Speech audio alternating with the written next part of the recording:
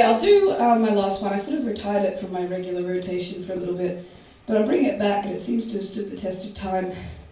And this one, I like it because it comes with a story which has a moral, which is this was based on, I was sort of dealing with some fairly serious harassment, not having any luck getting it dealt with in formal channels.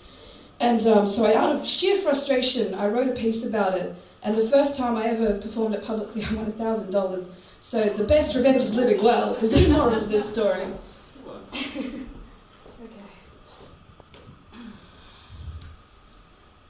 You'd think a police station would have a smell, but it didn't. No wayward odour, ode of odious decisions, revisions of actions without inhibitions. No flattering scent of a floral perfume that flattens the secrets research might exhume. No gasp-worthy blast of the nastiest sweat, a sweat born of desperate times and regrets.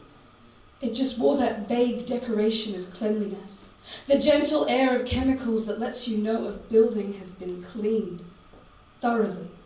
Thick with paint doors built to block out the light, inside holds the presence of permanent night. No windows to gaze, sins will block out the days, for the fluorescent beams mean we've fallen from grace.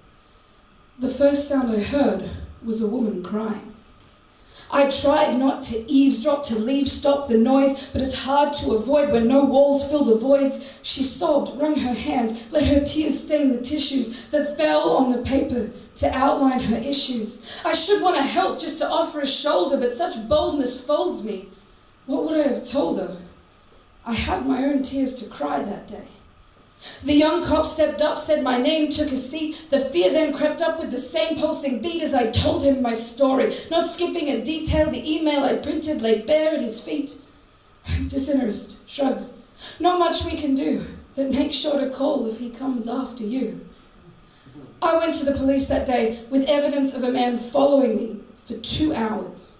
I went to the police that day with evidence that he'd found my address. But the police wouldn't do anything unless I were to catch him another 2 more times. 3 strikes, you're out. Is life really baseball? Will case after case of failed women erase all the goal of the system, refusing to act until, bam, a dead victim, another intraction? If action is so hard within such a state, then what are we doing in God's name? Why wait? Why wait for the deaths of young women and men? I ask you, will you let this happen again? Thank you.